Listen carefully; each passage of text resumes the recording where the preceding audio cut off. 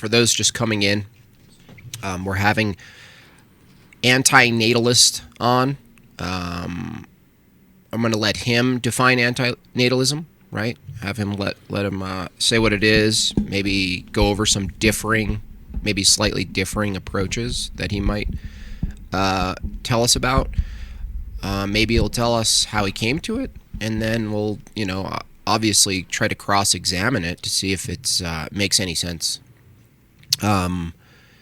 So yeah, we'll do that. If you have questions, I'll save them toward the end unless they're very pertinent. Please super chat or Bob chat those questions, and I will field them as they come in or at the end.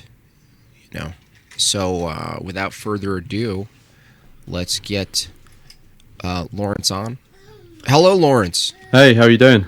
You're muted. Can you hear me now? Yes, perfect. Thanks for coming on, Lawrence. I appreciate it. No, it's all good. I assume you've have these conversations a lot. Maybe for the most part, you're interacting with people who are pushing back on you. I assume, right? Yeah, I do. I mean, on my channel, I've done a lot of sort of like debate/discussions, and I speak to both non-antinatalists and antinatalists as well. So it's a mixture. Okay, cool. Give my audience a clear definition, so I don't misrepresent it at all, of what antinatalism is as a philosophy. So the first thing I'll say before I give what I see it as is obviously, depending on who you ask, you're going to get a slightly different answer. But what I believe antinatalism is the view that coming into existence is a harm, and as a result, it is unethical to create sentient beings. Sentient being generally beings that have the capacity to suffer or be harmed in some way. I gotcha. And how did you personally come to this? I assume you're in your early to mid 30s. How dare you? Mid 20s. Okay. Well, maybe the philosophy is aging you a little bit in spirit. Exactly. So, yeah, tell us how you came to it. Like, was there a bridge point? Is there a starting philosophy before antinatalism that leads to that position? Well, for other people, there may be a philosophy that sort of informed it. For me, there wasn't really. I came to it, essentially, I first heard the term because I overheard a conversation. So then I'd heard the term. And then a few months later, I then actually met a few antinatalists, not knowing they were antinatalists, but the topic just came up. And because I'd heard the term and I was kind of interested in it, and it was a period of my life that, for a story we don't need to get into, but it was a period of my life where I was, I would say for the first time, really sort of open-minded and thinking about different ideas in an active way. And I just had a discussion with them. They sent me away to listen to a few interviews and stuff. I gave some pushback. I asked some questions. But then after having that conversation with them and watching some, various videos and interviews and mulling it over, I sort of came to think, I can't personally come up with any good arguments against it. So I adopted it as a point of view, and the rest is history, I guess. Okay. And then is there a telos of it? Is there a direction or goal of antinatalism? Well, I mean, I don't think there's... I don't know if philosophies have goals, if you get what I mean. I think people have goals with the philosophy they have. So, obviously individual antinatalists will have something they want to see happen in the world as a result of being antinatalist. But if you wanted to say that antinatalism itself had a goal, I would say the most sort of obvious goal is essentially wanting to see an end to new sentient beings coming into existence. Like moral agents stopping doing that, I think, is probably the most sort of reduced version. So does it follow that the logical end of the antinatalist position is just not existing as a human race altogether, like a slow teetering out of existing? Well, I don't think that's a logical consequence, but I do think it's a practical one. So I can explain the difference there. So I think it's not a logical consequence because obviously antinatalism is only, it's only interested in the starting of lives. So once someone exists, if they somehow are able to live forever in some way, you know, maybe we got some sort of radical life extending technology, then antinatalism, you know, itself, or antinatalists would not really have any issue with that. If they did, it would be a separate belief they had. But obviously in practice, because we know all of us die, so if there was an end to the creation of new lives, then obviously it would lead to an end of humanity in general. So there's a bit of a difference between the logical and the practical consequences, but there you go. Well, it does seem like a logical consequence, though. Like if people were to take on an antinatalist approach and practiced it, then you're saying that's a practical consequence, but I don't see how it's not a philosophical consequence, because if you're saying basically avoid existence, so that means if you were to be a well-performing antinatalist as a population, you wouldn't have a population eventually. And to the point of living forever, it seems as though the position is you ought not reproduce and bring life into this suffering, but under our view, it's okay if you extend existence, aka suffering, for eternity, living forever and as some sentient subject. I'm not certain what the meaningful distinction is between don't bring a child into the world versus why stay in the world, right? You know, why stay in the world is my question to the antinatalist.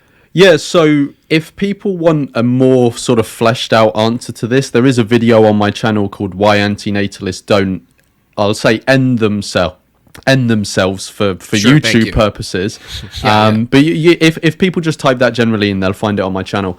But in general, I would say there are two key differences between what antinatalism is talking about and what we're talking about when we're talking about continuing a life, right?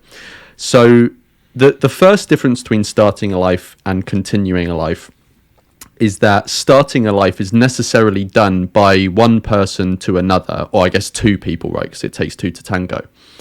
So knowing that creating someone will mean that at some point, if we just boil it down to the bare bones, at some point in their life they will be harmed, there will be suffering. For many people, there will be a significant amount of suffering. You know, this will involve disease, you know, bereavement, loneliness, all of the sort of things in life that we can view as negative. Maybe different people will put different things in the bucket of negative, but we all have a bucket of things that we view as negative, right? So that's one difference, is that when you start a life, it's one person making a decision to put suffering and harm on another individual, right? Whereas continuing a life, you're making that decision for yourself. You're saying, I decide to continue to, because you have the agency to be able to do that now, right? No, well, not necessarily. I mean, once someone's born, from your logic, that the mother, by merely breastfeeding or keeping the baby alive, they're causing and extending harm by your logic. So that is one person doing something to another person I get what by you way mean. of feeding them. And so from your position, a mother, let's say they procreate, and you're saying, well, that took two to tango, and you know the baby had nothing to do with it, and you know it didn't ask to be here in this terrible world. And then, but at the same, you know, I don't see the difference between that action and then a single day after the birth, where the mother or the father are tending to the child and extending by their action, and involuntary, by the way, you know, because the baby doesn't, it's not arguing. From your view, to be consistent, you might have to bite the bullet that a mother breastfeeding their child, even post-birth, is doing just as much of a transgression as a man and a woman procreating. So this is where the second bit, because I said there were sort of two main distinctions, right? So this is where the second bit kind of comes in. It's related to what you're saying now. So again, the first bit is that it's one person making a decision for someone else, whereas continuing life, making a decision for yourself. The second bit is that when you're starting a life, there is, obviously, when you're considering creating someone, there's no one in existence before that point to want to come into existence, right? There's no need or desire of that individual to be created, because they don't exist yet. When you're talking about continuing a life, you're talking about an already existing person who has this innate, because we've evolved to have it, this innate desire to want to continue existing, right? That I believe we all have, unless we get into sort of exceptional circumstances where maybe someone has deep depression that they can't escape, or they're at the end of life and they have a horrific disease. Or if they're antinatalists. Well, no, because I'm an antinatalist and I'm perfectly fine with my set of circumstances at the moment. And so the question is, but the question is, it's kind of unanswered, is that, why keep someone in existence if deleting them is consistent with the antinatalist approach? I mean, it's not inconsistent. But why would you say it is consistent? I don't see why not wanting because you're stopping suffering. Yeah, but antinatalism isn't about stopping suffering, right? So it's a critique. It's a view that coming into existence is a harm, and it's a critique of the act of procreation, right? Harm reduction is a model of suffering. So when you say the act itself of procreating and having a child in itself isn't the immoral act in this case. You're taking a consequentialist position and saying, well, why is that an immoral act? And if I asked you, why is it an immoral act or unethical? It's because of the conditions that they're then placed in, which is a consequence. So you're looking to this outcome saying a baby didn't ask to be here, and here equals suffering, right? And so we want to minimize suffering. So the harm, if you introduce harm principle, you are in fact arguing from the absence or the diminishing of suffering, right, for sentient human beings. That's the model. So just to directly answer your point on the baby. So a mother feeding their child is clearly tending to this interest that the baby has to continue existing, right? So babies, just like the rest of us, want to, if someone comes up to them trying to harm them, they want to avoid that, even though they can't intellectualize or rationalize it. I think it's very obvious to all of us that babies have an interest in continuing to exist, and we should respect that, right? I think that's a reasonable assumption that a baby. Okay, that's fine. Let's start right there. Sorry to interrupt, but this very premise right here is a contradiction to the reasoning of why we ought not bring kids in the world. If for the most part, human experience, right, for the most part, absent your own admission, absent some conditions that have people want to end their own life, right, for the most part, on net balance across all eras, humans want to exist. So that means that existing itself, right, from their view as an experience, is worth maintaining. But your argument that people shouldn't be brought into the world is based on the contrary position, that the world is almost, it's so horrific that you should avoid it. Yet your reasoning, right, is that even a baby wants to exist, right? So even some low form of a sentient being, right, in its earliest form, wants to exist, has a desire to exist. So if it's the case that most human beings, and you could maybe extend this to animals, have a want or some form of will to exist, why do they want such a will to exist in an arena you're calling completely, void of good and fully suffering?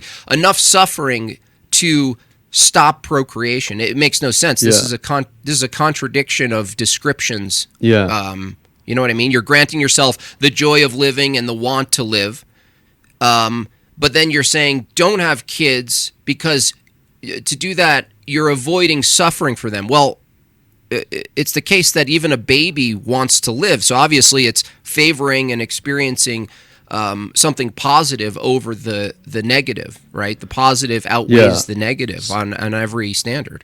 So there's a bit of an ambiguity in what you're saying, right? Because you're saying that people want to exist, but I think we need to be more specific than that. People want to continue existing. Obviously, no one can want to start to exist because we don't exist before we start to exist, right? That's a decision made for us.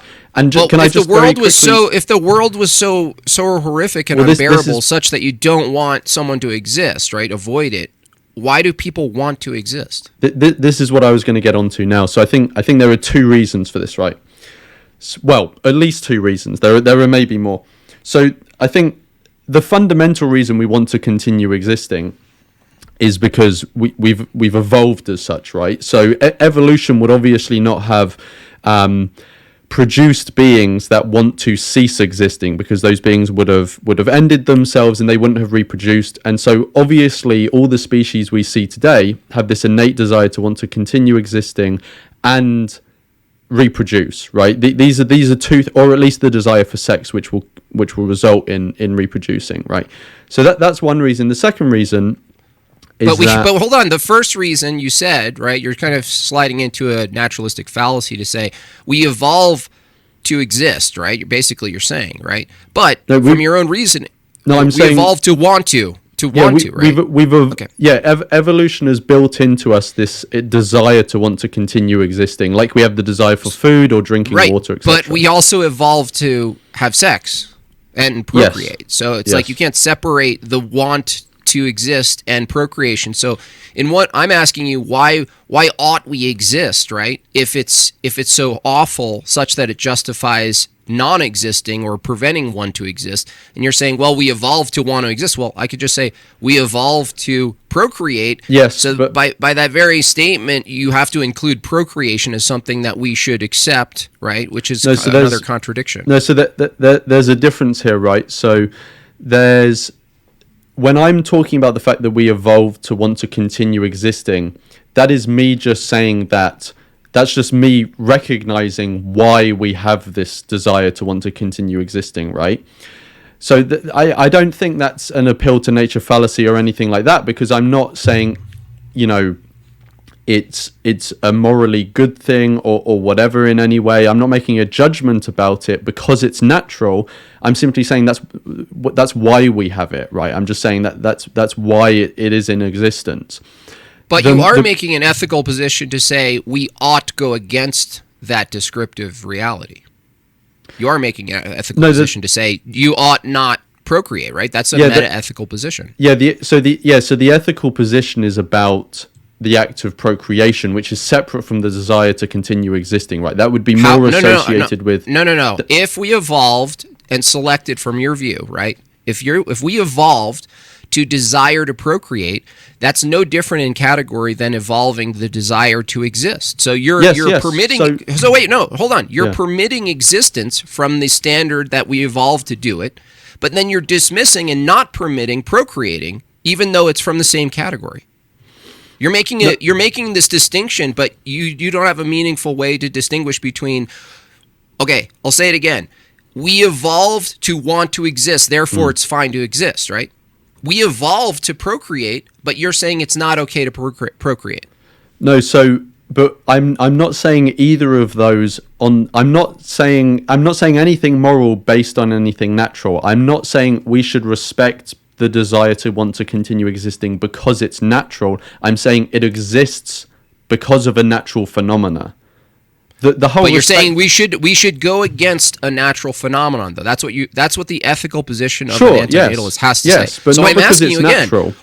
Okay, but why ought we go against what we evolved from your view to do, right? In one case, but not go against it in another case? Because I asked you, why ought we not delete ourselves, right? And you said because we evolved for one to want to exist. And I said, if that's a good enough reason, you admit it's not a good enough reason, right?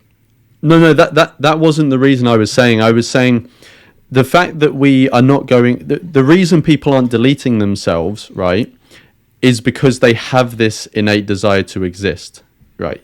That's one bit. Why does that innate desire exist?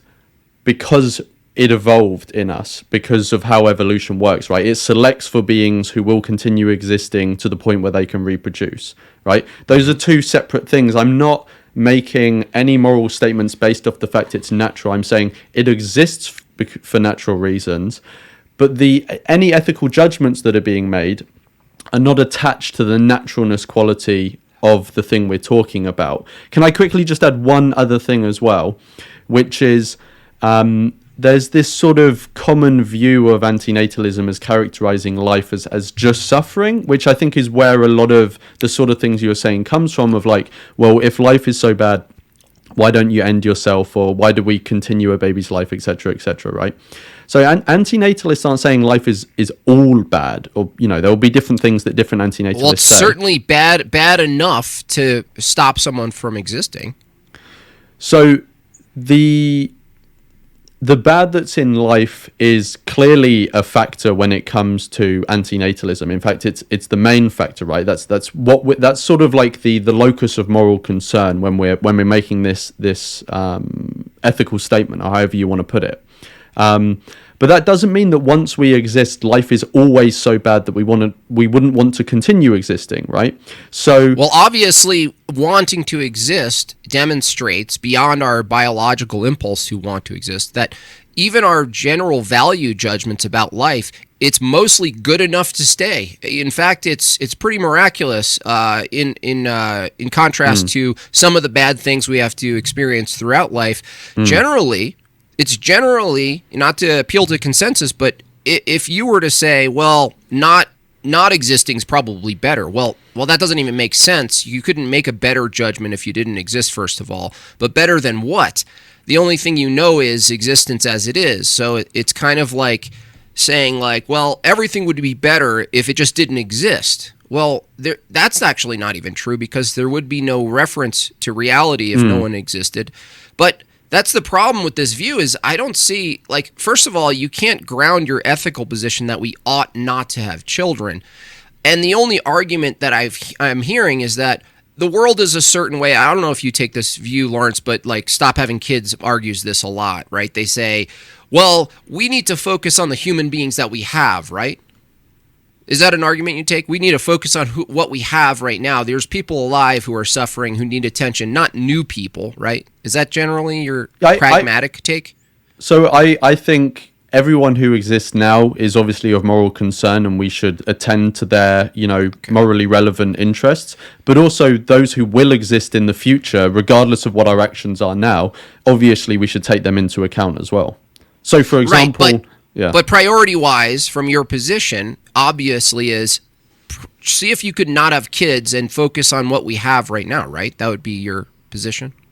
Yeah, if I was talking to an individual person and they were considering procreating, I would say to them, look, I think it would be ethically wrong to do that. And so I would say that you should decide not to. And then with the time that you have with the rest of your life, obviously live it in a way that you would enjoy, but also spend... I would say a significant amount of time. Except if having kids gives you joy. Yeah, of course. When I say spend it in a way that would bring you joy, I don't mean in every way. If forcibly having sex with someone would bring you joy, obviously I'm not saying to do that. Right. I'm saying within the bounds of moral decency. Okay, so then that's why I asked about the telos that might be attached to antinatalism. Toward what? And I would ask, okay, can you define telos? Sorry, because I'm like a higher purpose. All right, teleology, like something that you're grounding your towardness toward a goal in a sense, or toward some higher state of affairs or something like this. Okay. So antinatalism, as I've heard it argues that the world is all fucked up. Don't bring more kids in, fix the problems you have. We have people starving, don't bring another baby if you can feed the other person. Totally selfish kind of thing. But the question I have is, let's say you did that and focused on the problems of the world. Now, would you say that let's say hypothetically you could, in a utopian sense, fix all the problems in the world as a antinatalist sees it, right? Would you venture to say it might take more than one generation to fix such problems? So by problems, are we talking about hunger? Any problem, any big problem that an antinatalist is going to point to and saying, see that? We don't need more people. We have to solve that, right? I'm asking, whatever that is it reasonable to say it requires more than one generation to fix? Well, I think obviously antinatalists will center it slightly differently, but I would say the fundamental moral issue is the existence of suffering or the capacity to be harmed. So that would be quite a tall order, yeah. So existing. So I'm asking you, why would you solve the worldly problems if the ultimate solution, the final solution, if you will, is complete annihilation of all sentient beings? That solves the problem, yes? Well, there's two things here. The word annihilation can imply going out and killing, which is obviously not what antinatalism is about. So antinatalism is about Some of them do. I mean, well, what's some her of name? them, Had to talk some of them down off the ledge. Didn't they? so some antinatalists will hold a position that violence is justified, but many non-antinatalists will also. But it's not it's not inconsistent, though, Lawrence. You couldn't argue from your position right now why, first of all, it's it's ethically moral to not have kids, but let alone you couldn't argue against the fellow antinatalists who said, no, Lawrence, you're being a pussy. Let's just start ending the lives, right? Let's be consistent here. How could you possibly argue against an antinatalist that shares your general belief, whose acts actually fairly consistent with their belief, which is the logical end, just like vegans, if you're going to end animal suffering, you should just end all the animals, right? Non-existing is the ultimate end to suffering. It is. It just logically is. So why isn't it true for the antinatalist? And how are you going to argue against an antinatalist, the violent ones, Lawrence, who say, no, Lawrence, you're just being a pussy. Like, let's just do this. How can you possibly argue from your ethical position why that's wrong immorally? Well, the first thing I'd have to ask is why they think that violence is consistent with an antinatalist position, right? I see them as two separate things. Okay, I'm the antinatalist. Ready? I'll do a role play with you, right? You ask me. Okay, so you're someone who believes that using violence in quite a widespread way is justified to achieve the ends that you want to see. Why do you believe that? Because it's logically consistent that if the moral good is the prevention or the complete absence of suffering and its potential to suffer, then eliminating all sentient being is the greatest good you could possibly commit, right? And in the short term of whether you like the methods that I'm using, either sharp objects, gore, or just gas, peaceful gas, gas them all. Generally, like your incredulity or your ickiness toward the methods have nothing to do with whether or not my position's consistent as an antinatalist. Like, so I'll ask you, Lawrence, because I'm now an antinatalist, why is it morally wrong if the moral good is the absence of suffering from an antinatalist position? Why is it morally wrong for me to completely make it impossible for any sentient beings to suffer ever again?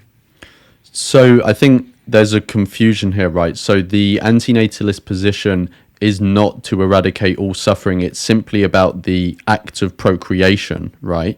So hold on. Why is that a moral priority? Because it's one person imposing suffering on another. Right, to reduce suffering. Which violence would go against, right? Hold on. To reduce suffering.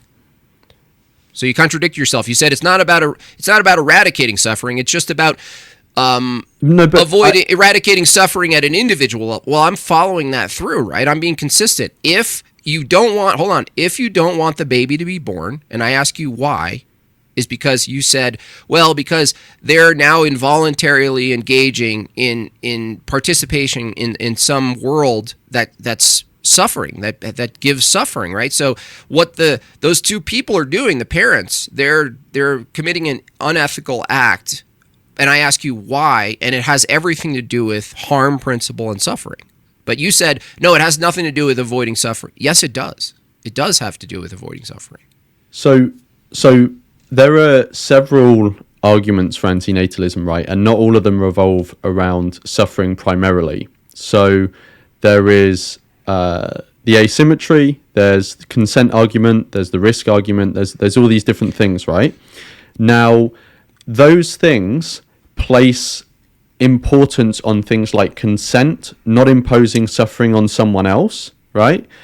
Consent is still harm and suffering based. If I ask why is violating consent immoral, right? Because if I hugged you, if it didn't cause harm, right? If I fed you, if you were knocked out and I preserved your life without your consent by doing an operation, that's not consent based. That's immoral to fix your body and assume that you want it fixed in the absence of your consciousness?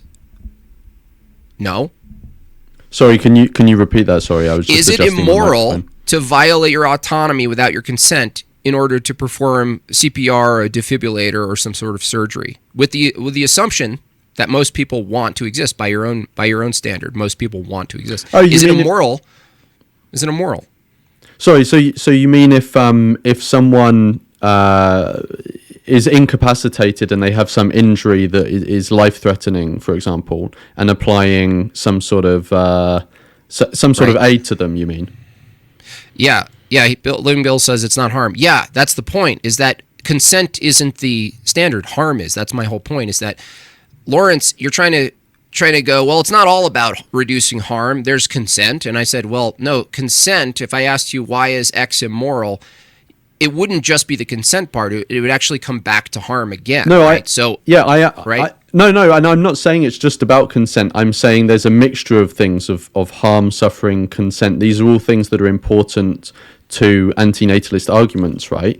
Now, to say that committing violence is consistent with antinatalism, to me, doesn't make sense, right? Because how is it not, though? Well, right? If you let me continue. So you could say this about anything, right? So swap out antinatalism for the belief that we should alleviate poverty.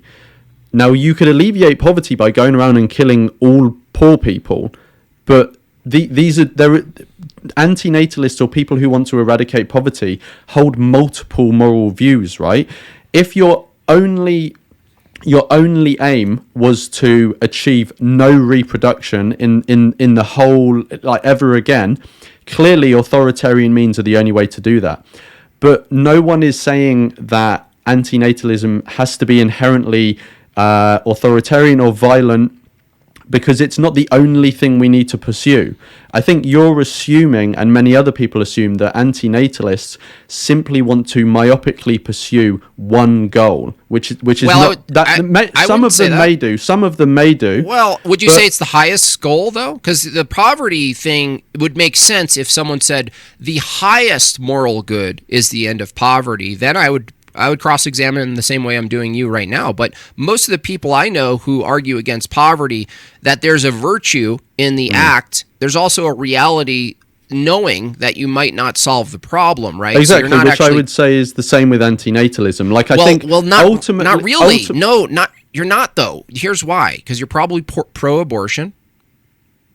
Well, it depends. Before sentience, I would say abortion is so a morally good thing. You're willing to terminate life in order to seek your outcome. In which case, a poverty person. Well, yes, but someone would have another, like you said, someone would have another ethical branch of their worldview that says, no, we're not going to eliminate the person to avoid the problem, right? There's a higher virtue ethical system, and I'm saying the antinatalist has no ethical system at all. In fact, I would ask you right now, for the audience, if you were to sell 320 people on antinatalism from a meta-ethical position, tell me why not having children is morally good. Okay, very quickly, antinatalism isn't a meta-ethical position. It's a normative or practical ethical thing, right? That requires meta-ethics, though. You're assuming I know, but antinatalism isn't in the category of meta-ethics. That would be some separate thing that. So you're saying it's just descriptive. So you're saying antinatalism is descriptive. Okay, that's a sidetrack. I don't want to get onto it. Very quickly on the abortion point, because I don't want to skip over that. So, when I was talking about antinatalism, you'll probably remember, and hopefully the people viewing will remember, that I talked about sentient life, right? Now, I don't want to get sidetracked by abortion either, because it's sort of like a side issue that I don't think we need to take up too much time. But I would say there's a difference pre-sentience and when the fetus is sentient, right? So prior to sentience... When did you determine that? Sorry? When did you determine sentience? It would depend. I'm not an expert on the biology of it, but I would just go with whenever you want to go with. It doesn't matter for the purposes of this conversation. But whenever sentience arises, after that, I would say there are conflicting interests, right? So then you have a life that is already in existence. Antinatalism has already bolted by that point, right? Antinatalism is no longer a question. How do you know a bacteria doesn't have an interest based on its activity?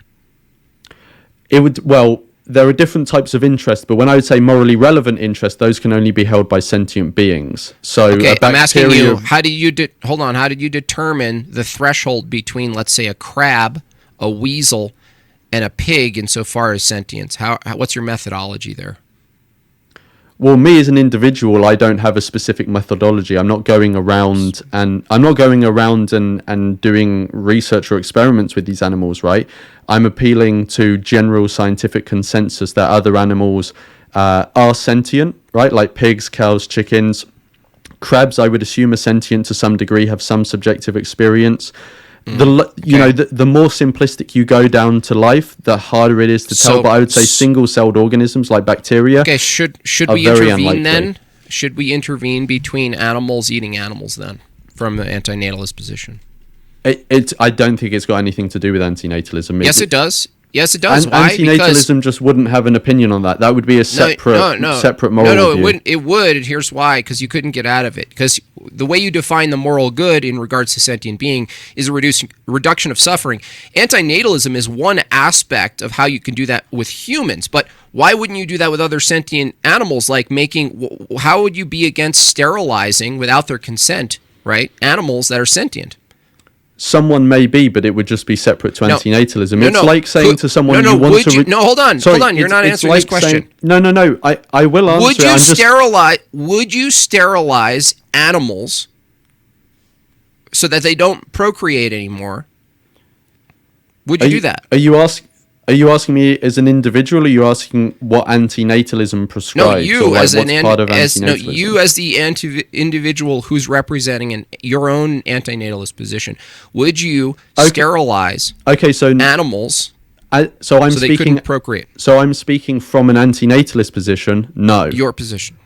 I'm speaking from an antinatalist position because antinatalism only pertains, given that it's a position about the morality of an act. It would only apply to moral agents, right? Yeah, you said, but sentient beings, though, right? How can an animal be sent? So the moral part of it. So don't bring sentient beings into existence as a moral agent, right? You can only make moral judgments about the acts of moral agents, right? You can't make a moral judgment about the act of a shrew. Right, because they're not a moral agent. They don't understand. They don't have the capacity to make moral decisions, understand morality. Do we not make moral decisions about animals all the time? Yeah, moral decisions about them when our impacts impact them. We don't make moral judgments of their actions. Well, no. Listen, we're not talking about their actions. If it's the case that human beings, in this case, the highest peak of moral agency, right, and sentience. Look out in the world from your view and see other sentient beings that are included in the antinatalist paradigm as sentient beings that suffer for merely existing. If it's already the case that we dictate as moral agents what happens with animals, you agree, right? We already dictate what happens with animals from a moral position. You mean as humanity as a whole? Yeah. Generally, we look at animals. Yeah, we make decisions on behalf of them. Yeah, of course. Yeah. Okay, great. So, why is it that we can make some decisions on behalf of animals based on our ethical standard about them, with some assumptions of their experience, but we can't assert the antinatalist position by sterilization? So I'm not saying that we can't make a judgment about whether sterilizing wild animals would be morally good or not. What I'm saying is it just isn't in the wheelhouse of antinatalism. I'm saying why is it a problem from your view to sterilize all of the pigs, all of the cows, all of the dogs? I'm not necessarily saying it isn't, right? So how could you say it isn't? I mean, you'd have to bite the bullet. It sounds like you're not willing to commit to either position here. And sorry, really, I may have misspoken. So what I'm saying is, someone can believe that it is good or okay to sterilize other animals, but that wouldn't be part of antinatalism. It would just be an additional view they hold. It wouldn't be inconsistent, I'm saying. That's a question, a simple question. Is it inconsistent? No. That's the answer. No, it's not. I would have to... I don't think it would be necessarily inconsistent. It would just be different. Like, if helping the poor, for example, or trying to find a cure for cancer is not inconsistent with antinatalism.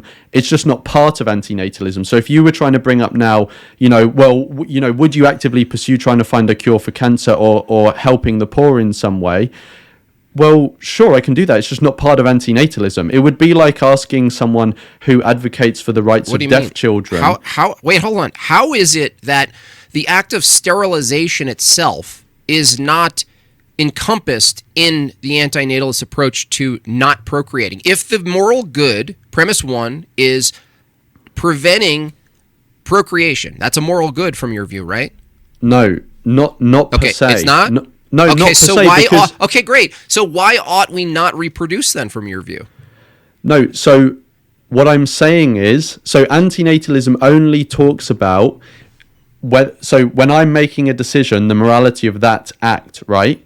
What you're saying about preventing procreation encompasses so much more than that, right? So going out and mowing people down with a machine gun would be preventing procreation, but that is highly unethical and it's got nothing to do with antinatalism. Why is that?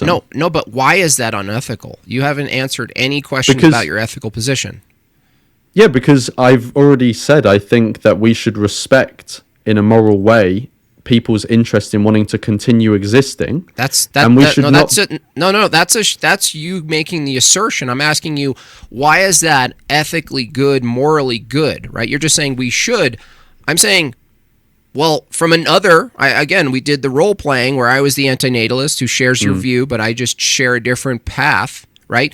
Let's do a different exercise with human beings and not animals. A baby's born. You're already like, oh shit, we lost. A baby was born. It would have been better ethically if it wasn't born. Now, why would you be against sterilizing the baby if you could through some sort of ingestion or shot? Because it's okay, it's born now, but we're going to do what we can, and we're going to make it impossible for them to procreate. Why would that be wrong under your view? Because, sorry, I think I'm going to... Oh, sorry. So I think it would be wrong to forcibly sterilize human babies, because I think we should respect the autonomy of individual moral agents. I think it... You mean let them have babies?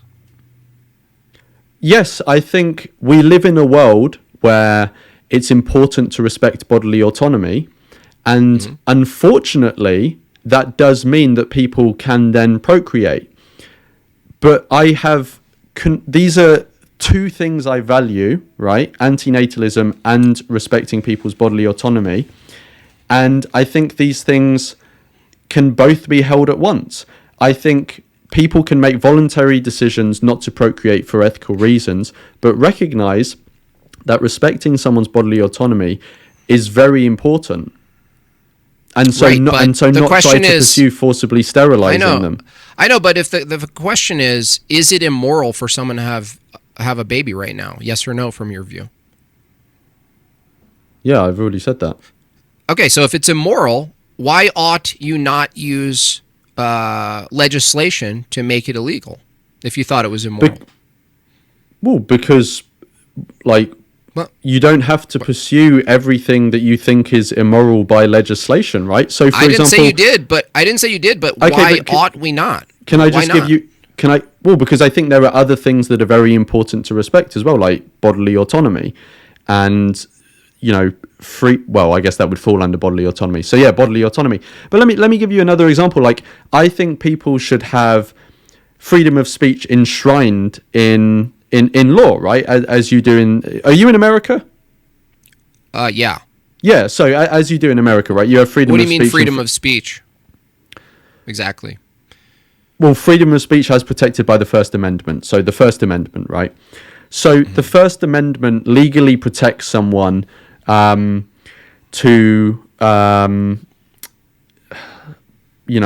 if you go up to someone in the street and I don't know, say you have, a housemate you're living with and they're very emotionally sensitive, and you go to them and you call them a silly Billy, or you think they look ugly, right? Now, and you know they're very sensitive. This is something that's deeply going to hurt them, and it's going, they're going to cry about it, etc., etc.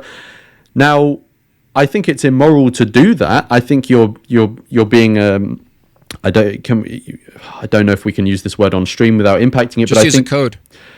I think you're being the male anatomy. I think we all, And I think it's unethical what you've just done, given that you knew what was going to happen as a consequence.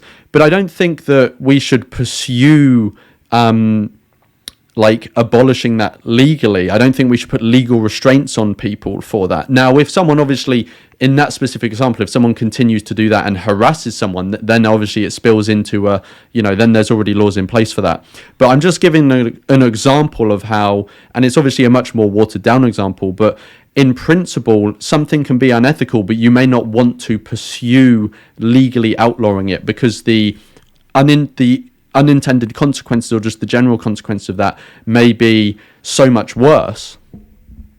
But that's the thing is now, again, it's just the extension of a consequentialist position. That means that a bunch of immoral things would be totally fine in the short term, so long as it produced some general outcome you thought was morally good, right? But I think we should be generally skeptical of, and my mind has changed on this over time.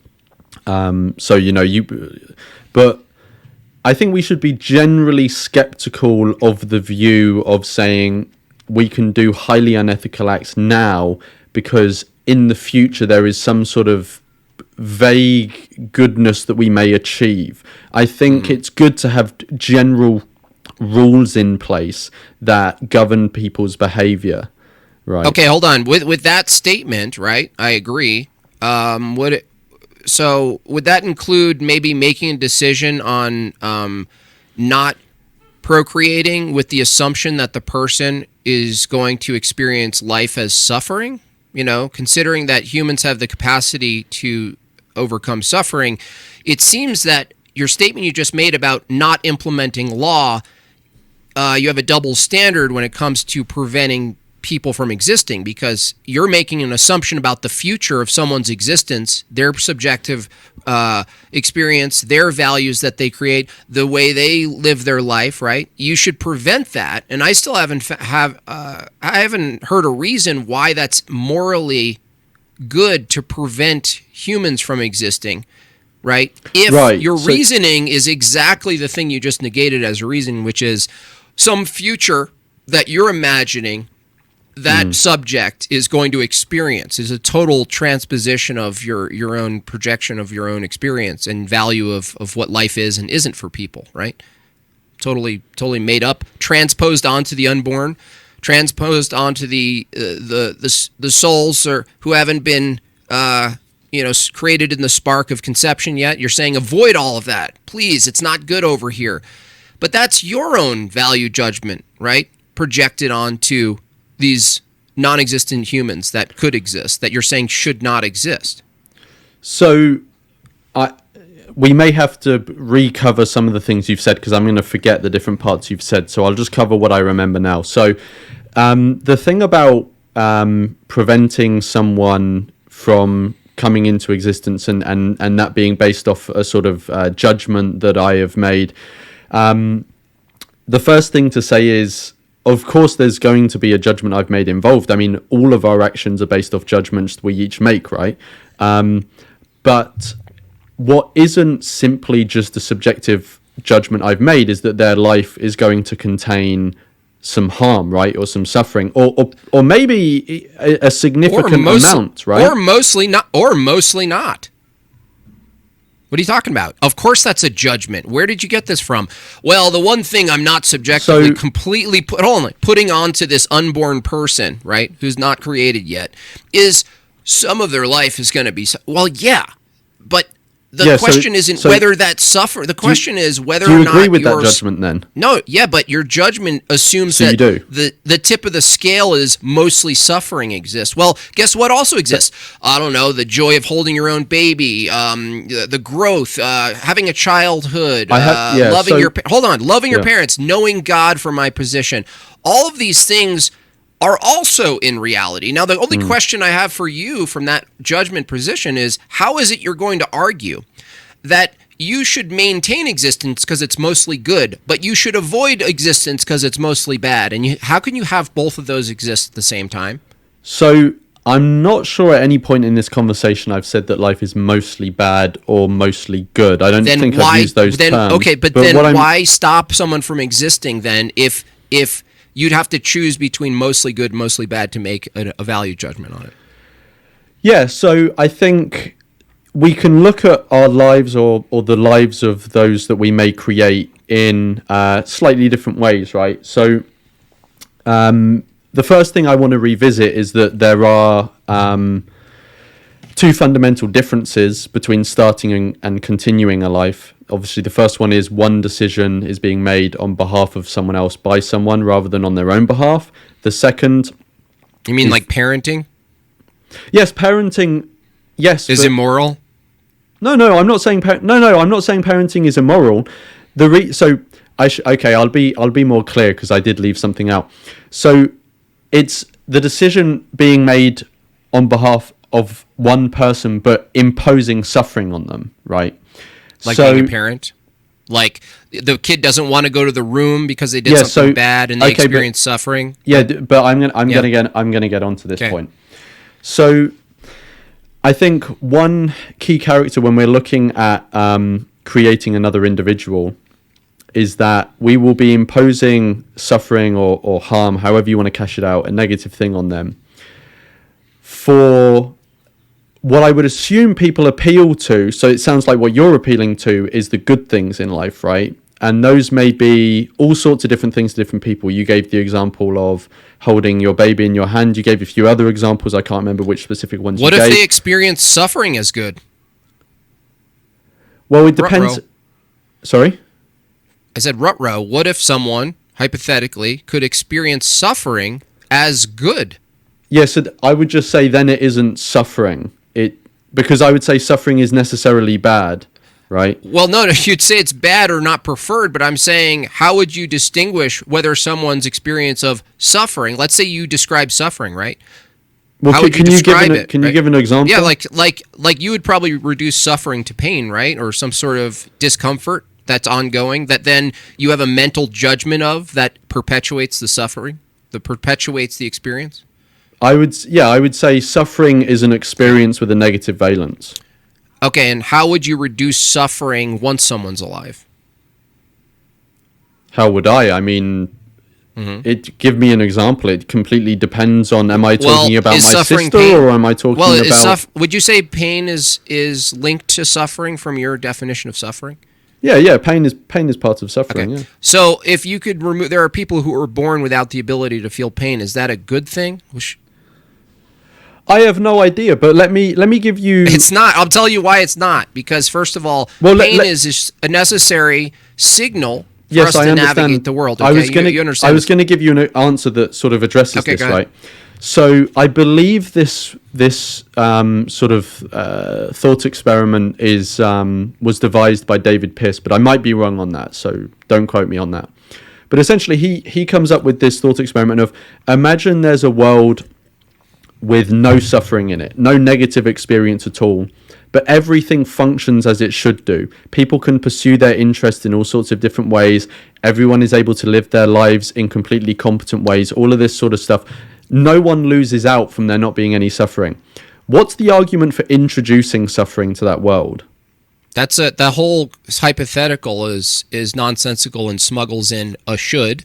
It also smuggles in a world you can craft where there's no non-preferences. So it's already a performative contradiction, though, because in order for anyone to say there's a world without suffering or this subjective experience you don't like, but yet this world is workable, well, you don't have a preference for workable because you don't know what unworkable is, because unworkable would be the thing that's signaling that an unpreference, right? It's just another preference saying workability is better than unworkability. Well, in order for you to know workability, you have to know unworkability. To make a judgment on workability good, we should pursue it. You need to, by consequence, deny or reject or not prefer unworkability. So the hypothetical, I don't know who the guy is. He should be fired. He shouldn't write any more books because the entire hypothetical is a contradiction. So I'm not going to get into the weeds on that hypothetical because it was just a sideline to essentially get to the point where I think what you're appealing to is the instrumental value of suffering, right? So, and a classic example is going to the gym. People elect voluntarily to go through some suffering because it provides them some benefit, usually for a long-term goal that they have, right? Now, that is a completely valid thing to appeal to once you're alive. So once I exist, it makes complete sense to me. I think you'd agree. It makes complete sense. I think you'd agree to say I'm going to elect to take on some suffering in the gym so that I can pursue a long-term goal that I have. Right? It doesn't make sense to me to say I'm going to create a child so that they can go to the gym to pursue a long-term goal because they simply didn't exist to have a need for the instrumental value of the suffering in the first place, if you get what I mean. So essentially in that circumstance, what we're doing is simply imposing suffering on someone and appealing to instrumental value that they didn't even exist to want in the first place or need. Well, I mean, that's a gym, so that's a preference that requires some existence, right? But gym's just one example. It can be, substitute in any example. But just on a more rudimentary, you already debunked your own position on this when we started, which is to say humans and other sentient life, as you include them, prefer to exist. Forget the gym. The gym continuing is peripheral. Existing. Right, no, but forget the gym. That's a peripheral cultural thing, right, that you can take or not take, right? We're talking about even on the fundamental level of existing and wanting to exist, they already have a preference by your own standard built into them, even as a baby, right, to exist, right? So from your view, they already have a preference. Existing. You don't need the gym example, right? Because you've already conceded that if the world is such a way where it's good enough that you want to exist, right? Continue existing. But the only reason they do that is if the world is good enough to exist and continue existing, so that you would choose and want to continue to exist, how is it that you come to the conclusion that it's better not to exist? If by your own practice, practice, you're still existing, you want to exist, right? Yes. Why? So the reason is because once I exist, now, me as an individual, I have an interest and a desire to continue existing. And so continuing existing fulfills that desire, satiates that. I told you before, we've evolved to have that. It's not like one day I decided... So we evolved to procreate. Again, we're back to a loop. We evolved to procreate. So I'm asking you for the meaning... Let me just close the loop on the thing I was saying. So... Sure. As I was saying, because I exist, I have this desire and interest in continuing existing. We can't use that same appeal of, people want to continue existing, therefore it's fine to start lives, because that same desire and interest does not pertain to starting living, right? Starting existing, because no one exists to have that interest or desire. So you can't carry it over from one situation to the other. You can't carry it over from the situation where someone already exists to the situation where someone doesn't yet exist. Well, the point, the question is whether or not people who exist should do what they are designed to do from your view.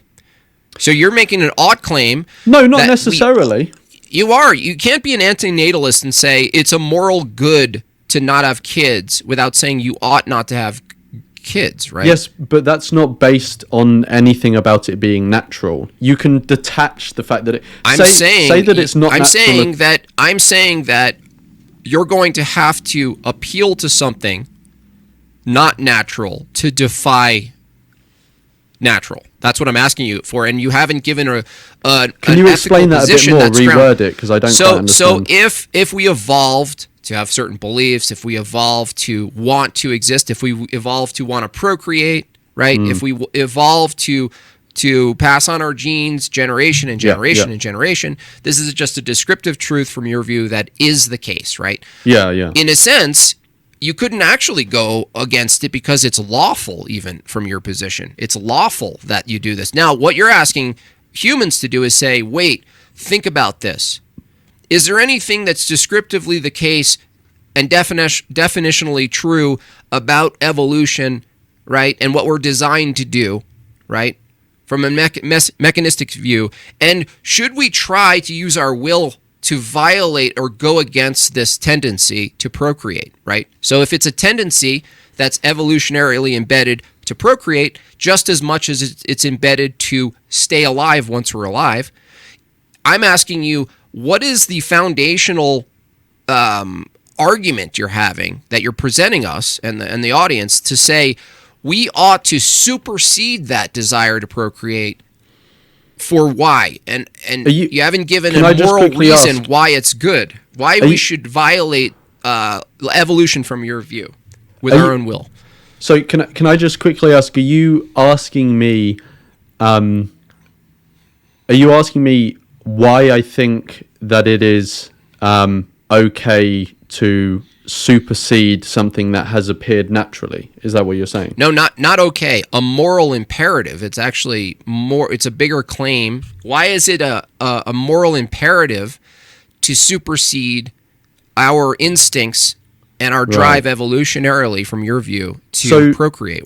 Why should we upend that and go against it? So there's two things I want to say here. The first thing is, that would simply just be the arguments for antinatalism, which we've somewhat visited and we can go over. But the thing that I think is buried in your question is an assumption that what is natural should be obeyed and is good, and that would just be an appeal to nature fallacy. No, I didn't make a moral claim. I'm asking you internally, if your view states that... Hold on. If your view states that we want to exist because we're designed to, it must include that we want to procreate because we want to. And I'm asking, from your moral position, right, you would have to be asking humans to sort of go against what they're naturally designed or inclined to do. Yes. Right? Well, I'm not saying they ought to because they do it. I'm saying you have to appeal to something outside of nature to argue we ought not operate the way we do.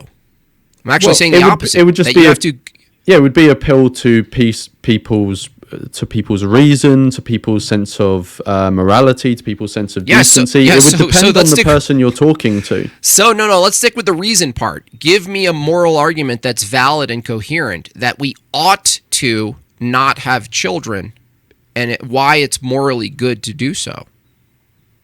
Why it's morally good to not have children. Yeah. Yeah, so those would be the arguments for antinatalism, which I think we should have maybe kicked things off with. So I may be missing some, and apologies to anyone watching who gets frustrated if I miss their favourite argument, but I can cover three general arguments here. And I'm not saying I'm going to be the best at presenting them, but I will give you my best shot, right? So I've already named them before. I think there's three sort of big ones. So the first one is the axiological asymmetry combined with the quality of life argument, which is it's not first presented by David Benatar, but he's sort of the most well-known. I guess he was the first to present it in its current form. The second is the risk argument, which was first, as far as I'm aware, first come up with by Matty Hyrie. Can you pick which of the three that you're listing you think is the best one and present it? The one that I found, I can go with the one I found most compelling, but whichever, it depends what you mean by the best one, because different people will be receptive to different ones, right? No, well, forget how receptive. I'm going to use logic to determine whether it's coherent and consistent. Forget what I feel about it. Okay, well let's go with the consent. I want from your view what let's you go think with the most. One. Okay, great. Okay, so the consent argument for antinatalism, in fact, I've actually written it out before. So let me quickly get that up, and I can actually just read it out for you. If you just want to say anything, so there's no dead air. No problem. Don't worry, I've got it here. Okay. So, if you just let me quickly read this out, I'll try to be relatively quick with this, and there is also an article that I can send you if you want to share later on. So, it's impossible to get consent from someone to create them, procreation is the act of one person or two people deciding to take it upon themselves to do essentially what is maybe the most morally significant thing that you can do to someone else, right? Which is create them. And this is all done without consulting that person, as it's obviously impossible to be able to consult someone to create them because they don't exist to be able to be consulted. So with regards to consent, creating someone has at least three sort of morally salient qualities or aspects. The first is that great harm is not at stake if there's no action taken, right? So if you don't create someone, they don't come to any harm, obviously, or great harm because they don't exist to. If action is taken, the harm suffered may be severe, and there will be some harm suffered. And the third one is that the imposed condition cannot be escaped without high costs. Now, that obviously means deleting yourself. That can happen in many, very sort of awful ways. And obviously, if you view death itself as a harm, then obviously that comes into account as well.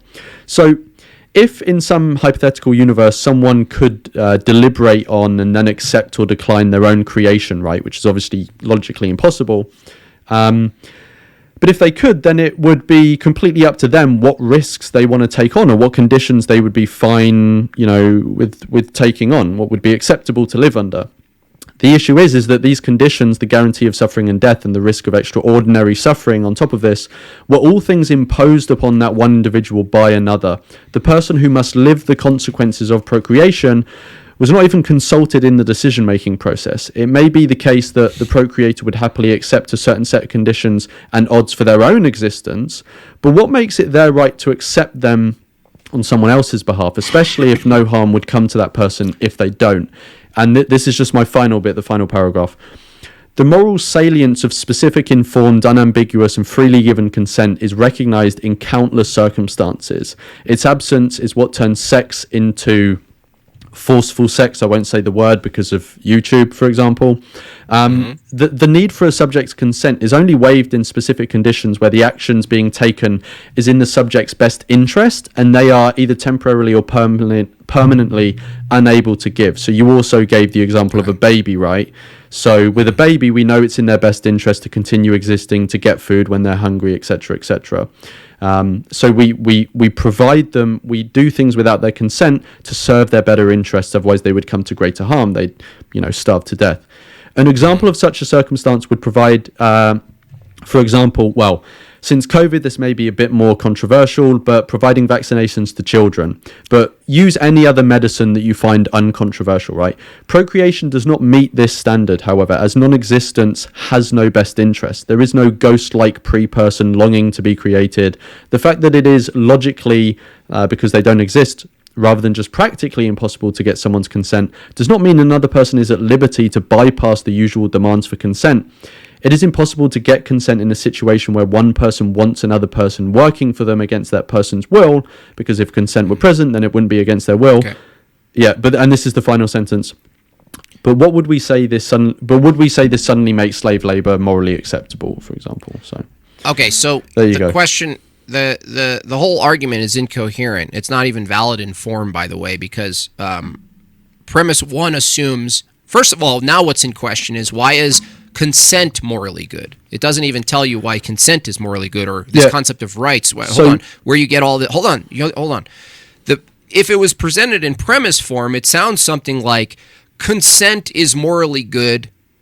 Two, there's no consent with procreation, therefore procreation is immoral. But the problem is, like you stated, the whole argument collapses on itself because you can't get consent unless someone exists.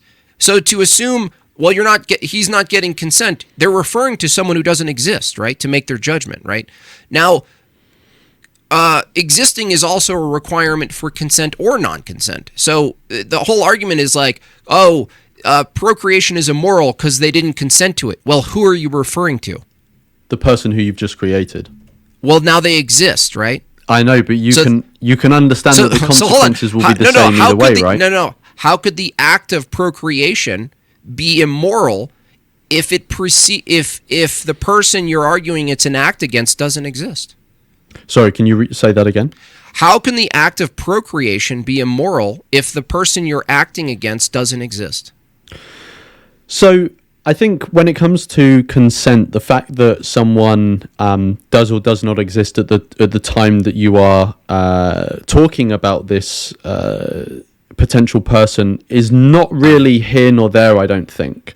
Right? Oh, really? So if I said, committing, sorry, I let you hold finish. on, no. This is crazy because you're saying, well, whether or not they exist or not doesn't determine whether it's an immoral action. Well, who are we referring to? If I say, I'm going to eliminate. Let me give you an example. Zuby, right? Some imaginary person that doesn't exist. You're going to have to argue that it's still immoral to act against non-existing people. Well, let me give you an example, right? So people, when I'm talking to them about antinatalism, it's not uncommon, like you're doing now, to say that it makes no sense to talk about consent when there's no one who exists currently to talk about, right?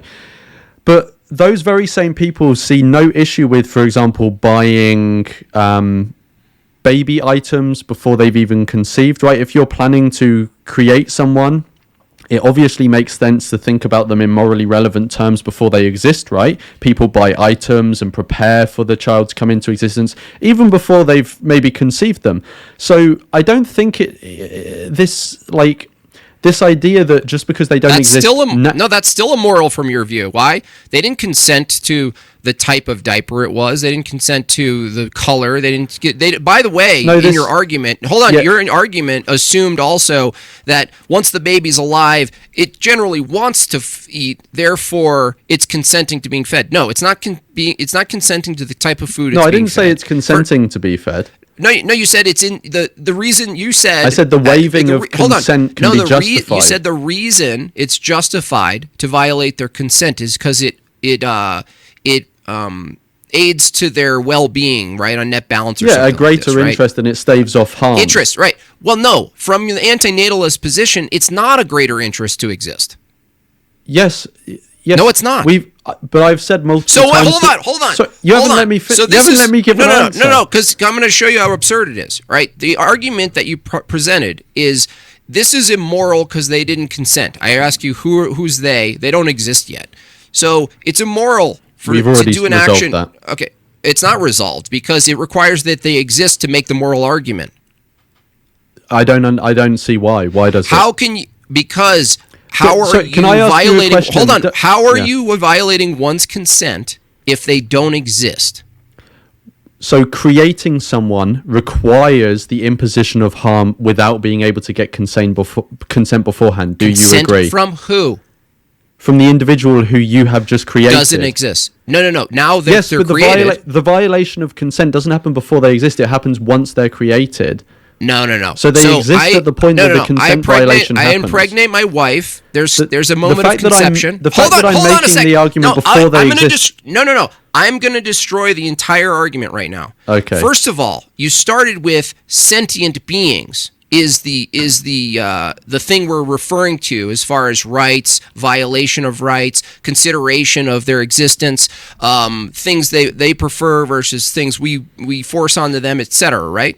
This is the foundational thing that you guys determine is sentience, right? That you exist. You have to exist to be sentient, right? Here's the problem. You're saying that the moment of conception, the beginning of every human life, right? You're almost... I didn't say the moment of conception. Well, then, when does the violation happen then? When they come... Well, it would depend on... For me, it's when they become sentient, when sentience arises. But it will depend on the antinatalist, because not every antinatalist centers sentience. Okay, so how is it that they're growing before their sentience, which is a precondition for being sentient, is that they grow from conception to early fetus to larger form, right? Who says it's a precondition to grow to be sentient? Is it a precondition to be conceived before you're sentient? No, sorry. I thought you were saying that it's sentience is a precondition for growth. But an organism can grow before it's sentient. No, from your view, sentience is a precondition for being violated.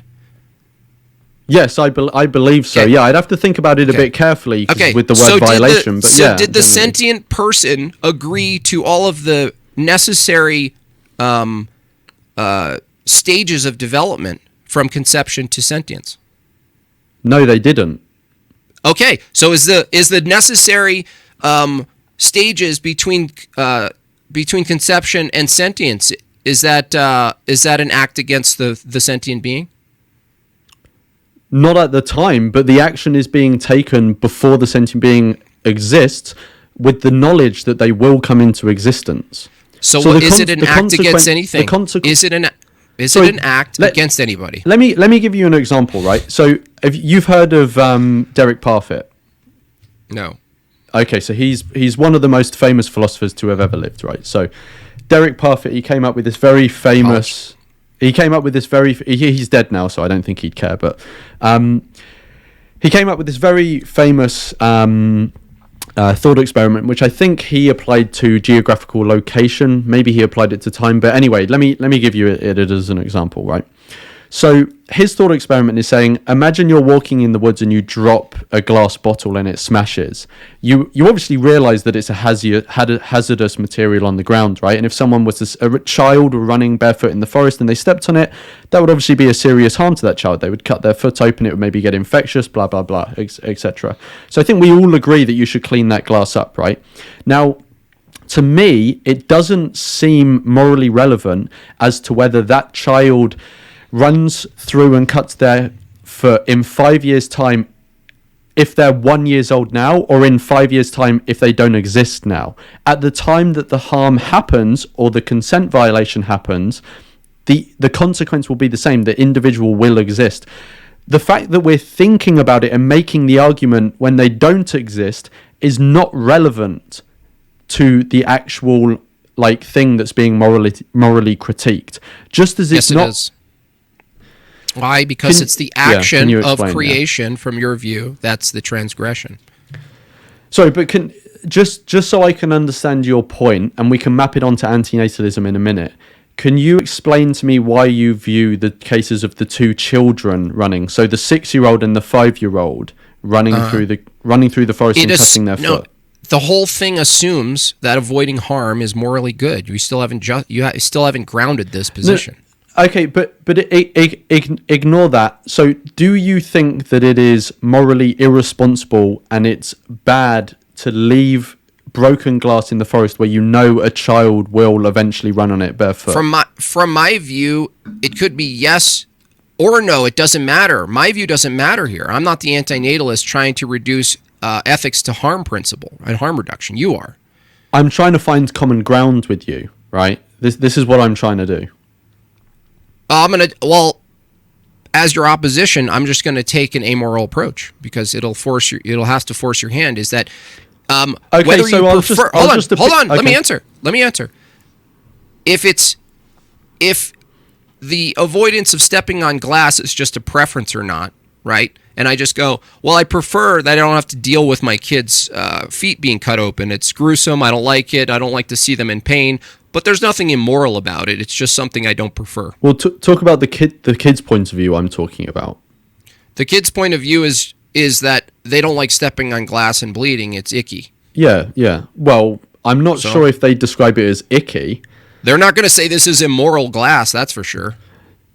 No, they wouldn't say the glass is immoral, but if they were informed, if they were able to understand, right, and a 6-year-old probably can understand, if they were told that, some man broke that glass and left it there and was completely negligent about the fact that someone may come across and cut their foot, and you explain that to the child, I think they probably would say that person has done something wrong and they should have cleaned the glass up. Oh, no, I wouldn't grant that they've done anything wrong unless you're going to argue an ethical position, which I'm still waiting to hear on. So I've already explained the consent argument, which we talk about. If you don't want to... Consent is completely obliterated. Why? I've already demonstrated. There's going to be many examples in which you violate someone's consent. Yeah. And then the standard then shifts over to something else, right? So if it's the case that even in one instance you can violate consent, right? And it's morally it's morally good to violate their consent, then consent is no longer the ethical standard in which you can argue from. Second, the second complete obliteration, and I hope you get this. That wasn't the argument, but we can the come argument. Back to it. No, it's still consent based. It's that a person that doesn't exist can't consent to existing, right? They can't say, no, I don't want to exist, or they can't say, yes, I want to exist, right? So what's the argument, I asked you, if that's the case... The argument is that the imposition of harm and the potential for very significant harm... On who? Let me finish. So, on a non-existing person. No, so when the harm is imposed, the person would exist, obviously. Just because when we're having this conversation now, they don't exist, is irrelevant to the fact that they will exist once the harm is imposed. When's the first moment of harm then in procreation? We've already spoken about this. When is the first moment of harm? Yeah, when sentience arises, that is when negative experience and harm can be experienced. Okay, here's why you're wrong. This is the end of your argument. I hope you digest it, okay? From an evolutionary view, which you hold, right? Once someone procreates and there is conception, there's a moment of time from your view that doesn't include sentience, right? Yet, the growth happens. And so all of the will and the growth that the organism is participating in it. Sorry, what right? will? Hold on. Well, any will, you look at a crab, you would say, has some sort of will to live, right? Yeah, but they're sentient. Okay. Is there any animal that still has this towardness to survival that's not sentient? Yes, but I don't think that it is a subjective... It's not based on a subjective experience. And regardless. But the subjective experience is the foundation to the ethic. I understand. So, you're saying that the moment from conception to sentience, wherever that arbitrary line is you can't define, that's not immoral. Like that process isn't immoral, right? It's the moment of that the organism develops sentience. Well, here's the problem. If you're correct about your moral theory, why is it that an organism develops sentience if it results in its own suffering? Because evolution doesn't optimize for having a good life, it optimizes for reproduction. Okay, so if you're saying... But we shouldn't be basing our morality on evolution. That would be barbaric. Hold on. Yeah, but you are, really, when it comes down to it. You can't justify free will under an evolutionary standpoint, nor can you justify consent or autonomy or any of these things. Okay, right? but forget that. Sorry. No, you can't. Okay. You can't. It's dictated by law, right? Okay, it's dictated by evolutionary law. If you're not going to let me come back on those, then we can just ignore them and discard them. Come back on what specifically? You're going to justify rights? Do you believe in rights? On free will. Okay, how do you get free will from an evolutionary standpoint? I didn't argue there is free will. I don't believe there is free will. Okay. Oh, so what are you violating then if consent requires free will? Sorry, I don't understand what you mean. If there's no free will, how could you violate someone's consent? I think philosophically there is no free will, but in day-to-day actions and moral actions, we should act as if there is. Oh, so there's really not, but we should act as though there is, even though acting as there is would also be not a free will choice, which you're making a should claim, which assumes free will. Sorry, you need to say that again because I didn't follow you. We should act as free will exists, even though we should deny it at the same time if it's true. But I think it's a paradox. Hold on. That's a very famous paradox that many people have spoken about. You saying we should assumes we have free will to do so. No, it doesn't. Yes, it does. How is it the case that you would persuade someone that we should do X if they don't have the capacity to choose whether or not to do it or not? Because if I didn't mean to get into a deep philosophical discussion about free will, but obviously if we're getting into the deep philosophical discussion, I don't have the free will to choose to say this or not. I am just saying this as a matter of fact. So I don't have the free will to listen to your prescriptive of not having children. It's the end of your philosophy. Yes, okay, that's fine, but that's a complete side thing about free will. This is not relevant to this discussion. Should I have the will to not have kids from your ethical paradigm? I don't understand what you mean by should I have the will to have kids. If you're going to ask someone to not have kids and freely choose not to have kids from an ethical position, are you not assigning them free will to reject the activity? So I think there's two different things that we can be talking about when it comes down to free will. And I don't think it's relevant to this discussion. And I think it will just be a sidetrack. And it will just be a waste of time. So again, I'll ask you: how do you violate? How do you violate? Assume there is free will. No. How do you violate consent or autonomy if there's no free will? Your answer, just pretend as if you are. Why? Why should I pretend that? So this is a complete sidetrack. Let's just assume, okay, for the sake of argument, I'm going to say there is free will. Let's just act as if there is free will, because this is it's just a dead end. And how about more like it's you not have no argument. No, how about this? Antinatalism has no foundation if they reject free will. You have to accept free will.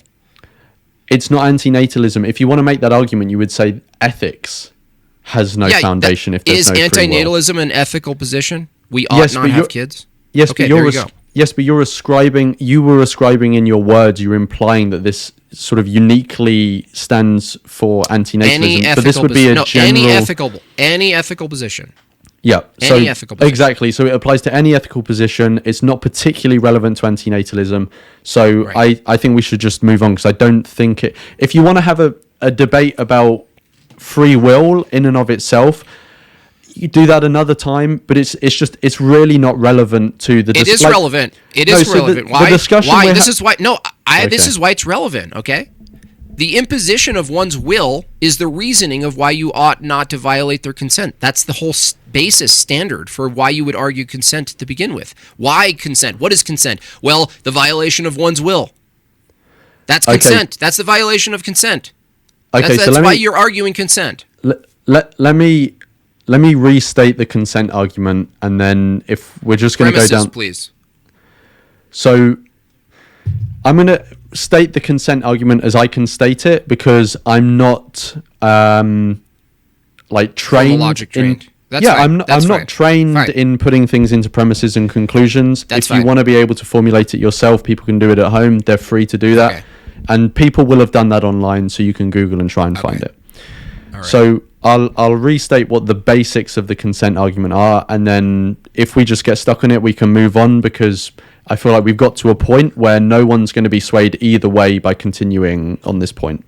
So the basics of the consent argument are that we should not impose harm and the serious risk of harm and death as well, I may add, on another individual unless we are staving off even more significant harm. So, for example, pushing someone out the way of an oncoming train, or if it is to serve their greater interests that they, for some reason, cannot serve themselves, and we can waive their consent that way. So, for example, that would be breastfeeding your child, or applying some medication to someone who is, incapacitated at the time, or something like that. Neither of those two staving off greater harm and serving someone's best interests, neither of those apply to procreation, because if someone never exists, there is no harm they can come to, and there is no best interest to be served in creating them. So that's the basic of it. So you're saying people need to exist in order to determine their best interest, right? If they want to determine their own best interest, of course. Okay, so people need to exist as a prerequisite for self-interest being possible. No. Right? No. Okay, if how is it the case to determine their own best interest? Self-interest itself as a possibility at all. Right? Yes, people need to exist. You need to exist. Great. Yes, great. One person who exists now can think about the self-interest of hypothetical others. Right. So how could procreation, the act of procreation, be an act against one's self-interest if existing requires, or if self-interest requires that's not the existence? Argument I just made. Secondly, how are you going to determine what one's self-interest is when you commit an act that violates their consent? Yeah, so how do you determine that? Yeah, so I think it's plausible that someone will have an interest in not suffering, and we've already covered the invalid appeal to instrumental suffering, of course. I don't think people have an interest in dying per se, in getting cancer per se, in bereavement per se. Lawrence, I'm sorry to interrupt again, but I didn't ask what you think interests are. I asked you, how would you determine what one's interests are? Let's say you found someone who is incapacitated in a coma, right? You would have to just make make your own best judgment. Okay, you can't interview them, of course. So you don't know. No, you don't ultimately know, but then someone could appeal to you. Yeah, but if you can't ask someone, that's the end of antinatalism. Why? Because your judgment on whether it's an act against someone to force them into existence without their consent, which requires a contradiction to begin with, you're already admitted you couldn't know their wants. So once they exist, hold on, you're about to interrupt. Yeah. Your whole ethical system is that you're violating this person by bringing them into existence, which requires existence, right? But you would also admit you don't know what they prefer or what they want, right? Yes, but you can make reasonable assumptions, right? Like if there's a girl passed out at a party, it's reasonable to assume that it's not in her best interest to have sex with her, right? How did you determine the first moment of sentience with a baby in the womb? Let's say some arbitrary. Well, you've just jumped. Let's just stay on that thing. No. You're using choices about passed out humans, and you're saying, well, now that they exist, I have to assume their interest, right? And I'm saying, how do you do that? You said, ultimately, we guess, right? I'm asking you, why is it that you guess that the first moment of a sentient being in your standard, inside the womb, how did you determine that it's not in their best interest to exist? So before we get on to that, I just want to go back to what I was saying before, because I don't think we quite rounded it off. Do you not agree that even if you can't explicitly ask someone, right, and interview them, you can make reasonable assumptions about what's in their best interest, like with the girl who's passed out at the party? No. Sometimes you don't think we can make any... I'm trying to clarify something. Okay. Sometimes doing the right thing has nothing to do with the person's best interest as they see it fit. Sometimes your own accommodation, you admit, your own standard for instance, I'm a father of 3, right? What I believe is the best interest for my child there's no comparison to what they think is their best interest ever, almost ever. Yeah, because at the moment their brains aren't fully formed, right? But the girl on the sofa is. Well, no. Obviously, the person you don't know their situation, so you have to guess, right? So I'm saying that. Yeah, and what I'm saying is you can make well-reasoned and reasonable assumptions. I'm saying, how are you doing that for the person who's just came into existence as far as sentience? How are you determining what's in their best interest? Okay, so you can agree that we can make reasonable assumptions about the best interest, right? No, my ethical system isn't about reasonable assumptions about what they think is their best interest. I'm not guessing on their behalf. I'm appealing to and trying to be consistent with my own ethics, regardless of what the other person is dealing with and what they think. For instance, if it's in your best interest, if I walk in a room, Lawrence, and you're holding a gun and you say it's over, I'm not thinking about whether or not it's ethically, if I have an ethical obligation to save you or to stop you from harming yourself, just because I'm thinking about, well, what is his interest? Well, obviously your interest is self-deletion, right? So I'm not going to even... I'm not going to entertain your interests, and neither is a doctor or a surgeon who has to save, let's say, coincidentally, a baby inside the womb, right? Now, the baby didn't ask for consent, right? The sentient being called the baby didn't ask for consent. And I'm asking you, how are you going to tell the surgeon whether or not you should save the baby and it's in the baby's interest or it's not? Because the whole antinatalist argument is that it's not in the interest of non-existing beings to suddenly exist. Well, how did you determine that? The same methodology I'm going to ask, how are you going to tell the surgeon to not save the baby or save the baby based on this assumption of self-interest? So I think that the goal on the sofa is unresolved, but we can move past that. I just want people to recognize that it's unresolved. Can you just restate for me the saving the baby thing? Because I didn't quite hear the start about what is this? Is this baby sentient, or what are you talking about here? Yeah, for wherever the sentience threshold exists for you, that's still pretty nebulous to everybody here. wherever that is, right? The woman crashes. She's unconscious, and she goes in, right, to the doctor. She gets shoveled into the doctors, and the surgeons go, we're going to try to save both. Well, first of all, you're not asking consent from the mother, whether she was planning on keeping the child. Maybe she was an antinatalist, and it was just like, to her view, an accident. You don't know. You don't know if her intent was to save it. Maybe she thought she did harm by bringing sentient life into creation. Yeah, no, that's and then true. then the doctor has to also make the same assessment for the child itself, which, from your view, being sentient, now has some sort of preference toward or against existing. Yeah, so I think how do you determine for either?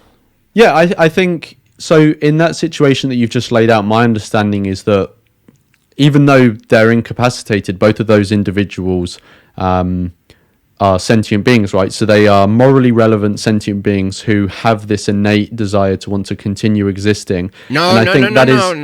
Maybe I misunderstood then. Well, maybe I misunderstood. Forget the innate desire, because your assumption is that we can supersede our innate desires, right? Because our innate desire is to procreate, and that's the whole foundational argument I have against antinatalism. Not for everyone. So, no, a lot of people don't want to procreate. Okay. For the most part, yeah. The same way you're saying for the most part, people want to exist. People want to procreate. No, I agree. I'm not disputing that. I would say that people's desire to want to continue existing is much stronger than their desire to procreate. Because so how do you determine, right? So how do you determine, right, that existing is something we should avoid if, for the most part, anyone who's ever existed preferred it? So I think we've sort of skipped around here, right? So we've gone on to a separate question. No, it's the same question as the surgeon problem. Why? Because the surgeon, from your view, if you were the surgeon, but those beings were both already in existence. I know, but you're assuming in that moment that they still want to be. And I'm asking you, how did you determine that they want to be? And if it's the case that they want to be, how is it that you could argue that people should avoid existing in a reality they generally want to be in? So there's a confusion that you sort of consistently make throughout this conversation, which is the confusion between starting existing and continuing existing, right? Like, you keep saying people want to exist, but the thing that people keep saying that. No, I don't. You say. Yeah, you do. What are you talking about? You just said people have an innate drive and desire to exist. Continue existing. How could you exist without continuing? How can you exist without continuation, please? Sorry. How is that not synonymous? How is existing and continuing not to exist not synonymous? I don't know why you're trying to make this. No, so the ambiguity in what you're saying is people want to exist, right? But when people say that, they often confuse wanting to continue existing and wanting to start existing. Obviously, someone can't want to start existing because they don't exist to have that. Or not want. Yes, so then what's the argument? Well, hang on. So then what's the argument that they shouldn't exist? Who is they that shouldn't exist then? So we're skipping around here. You're asking multiple questions at once, right? I think we need to drill down on one of them. Let me lay it out for you so you understand what I'm asking. Okay. Your position is that, and also can I very quickly just say I've got to go in 10 minutes as well. That's fine. That's fine. People who don't exist yet have no say in existing or not. Therefore, it's immoral to just bring them into existence, right? That's one of that's what you're trying to get at the consent argument. Yeah, that's one of the that's incoherent. So what you're saying there is a sort of brutalized form of the consent argument. But what you're generally getting at is the consent argument. How do you say the phrase "bring them into existence"? How do you say the phrase? What do you mean? How do I say? How do you make that phrase make sense and not be incoherent? Bring them into existence. Create someone.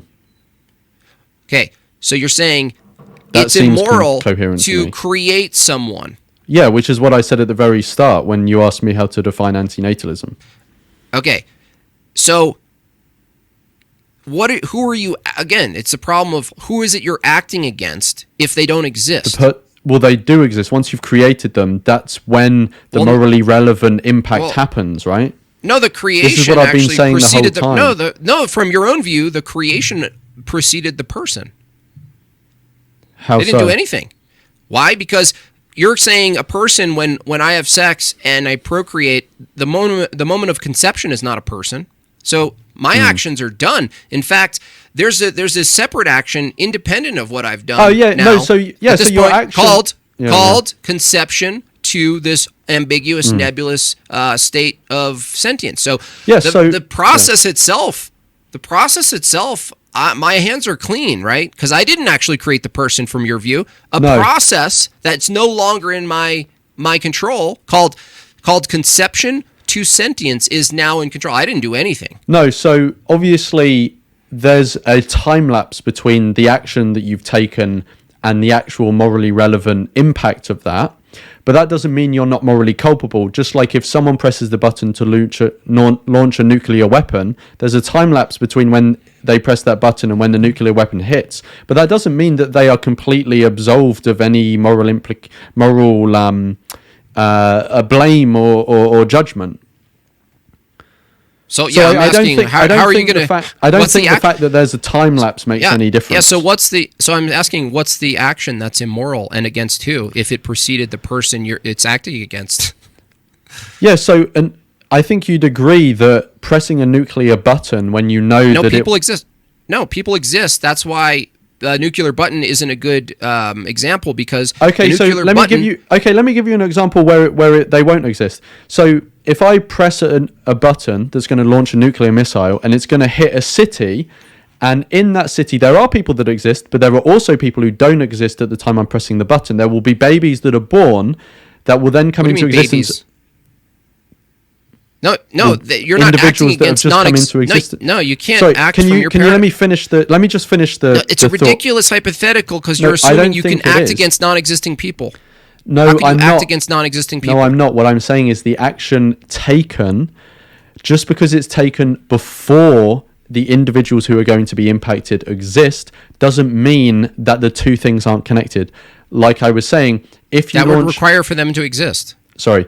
If you launch a nuclear missile and it takes 4 hours to reach the city it's going to bomb, and in that 4 hours there are 50 babies that have been born, just because they didn't exist at the time you press the button doesn't mean your actions are not immoral concerning those individuals who are going to be killed. Right. Yeah, so but they're required to the whole point is they're required to exist to argue acts against.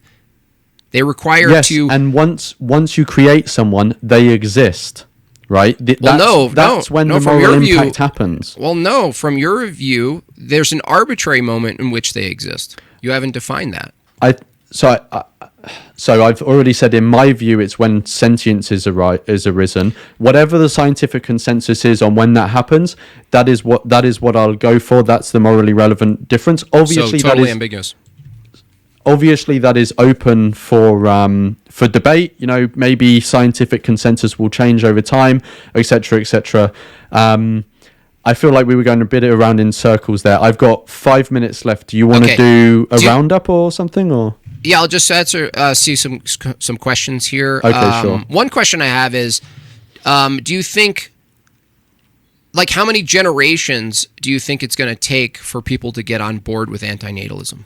I don't think it'll ever happen. So I think it will remain always a minority view, but I don't think that in any way shows that it's wrong. I just think that it's a view that's acting against very strong biological desires, like we've been talking about. Okay, but let's say hypothetically it was possible and feasible to pursue it. How many generations do you think it would require, though, just hypothetically, you think? Well, if we're talking hypothetically, it could happen instantly. You could just, now that we have the internet, you could hypothetically convince everyone at once. So it wouldn't be any generations. Okay, and then how much life do you think we would have as human beings after you convinced everyone to not have kids? Well, it would just be the lifespan of the person who is born at the point that you convince everyone until whenever they die. So what's that going to be, like 100 years, something like that? So if you win, if you're ultimately successful, we would just no longer exist, right? Yes, obviously, if there were no, unless, you know, in the absence of some sort of radically life-extending technology, which I assume people would probably pursue in that example.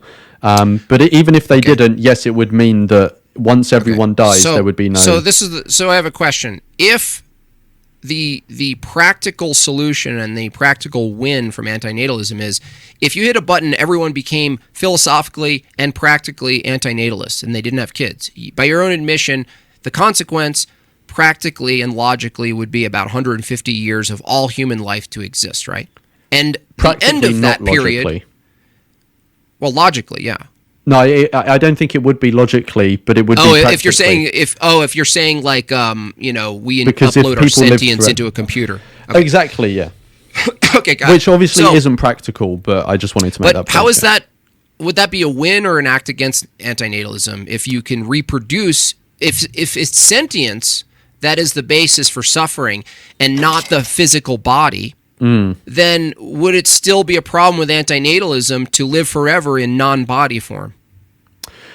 No, if it's an individual making their own decision to extend their life so they live forever, that's a decision they've made for themselves. Any suffering that's entailed by that is voluntarily elected by themselves. I see no issue with that.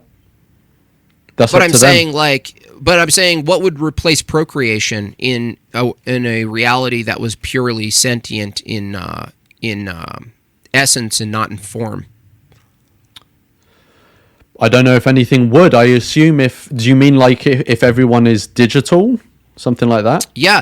I would assume it would be like copy-paste or something, but obviously that would have the same ethical implications as procreation. Right, that's what I'm asking is like procreation. Yeah, I'm saying like, well, what is procreation from the view that everyone's in a computer disk or something? And you're saying, well, yeah, the new ethical proposition would be it's immoral to copy and paste data. So it would be a different action, but it would carry the same moral implications. Yes. Got you. Wilson, Rachel asks $4.99. Consent assumes. Yeah, we got into that. I believe that's a requirement for free will. Otherwise, what are you violating? Perry Studios and God bless them, saying increase and multiply, fill the earth in Genesis. Correct, but obviously the person is going to reject that. Let me just get through these so they're not forgotten. Sure. Georgie P., I think I asked this $5. Would forced sterilization on the entire population be consistent with Lawrence's view? Let's say sterilization process was somehow made pleasurable. Yeah, that's a good aspect to add to it, Georgie. What if it was a pleasurable experience to be sterilized? Would you be okay sterilizing everybody? I would assume that would be like the same as sort of like force feeding someone ice cream, maybe. Like would it be generally unethical, I'm not. I would have to think that about it a bit more. I wouldn't be able to give an answer right now, but I would say generally rule of thumb is don't force sterilize people. I don't know that sort of ethical wrinkle he's bringing up. I think it was a he about it being pleasurable. I'm not sure how that would change the ethical landscape. So I'm not going to give like an answer right now because I haven't thought about it a lot. But I would just say I err on the side of let's not force sterilize other moral agents. Both and $4.99. Conclusion, we need robot caretakers to provide for living people until utter extinction, but don't forget bodily autonomy. Well, yeah, the bodily autonomy is interesting. I always ask mostly vegans this, Lawrence, is they bring up the sentient problem, which they have the same issue as you. They can't really tell you where it is, where it's not, right? It's ambiguous and unknown.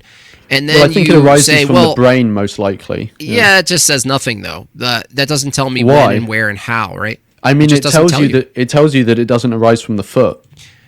Well, no, you're assuming that sentience is something that could be captured materially, right, as you're describing it. But if that's the case, by your own sort of trajectory of humanity, you can make ordinary objects potentially hypothetically sentient, including houses. So you could have a world of sentient houses if what you call sentience is just some property of the machine called the brain that does input and has some sort of projected subjective experience. Yeah, I mean, I would assume that, as far as I'm aware, some sort of central nervous system is needed for sentience. So I don't think a house would be able to become sentient. If you can replicate whatever that central nervous system. This is the thing, is from a evolutionary standpoint that you hold, a strictly mechanical, mechanistic view of reality, there's no real meaningful difference between a central nervous system being biological and doing a function, and some version of it not being biological and doing the same function and producing this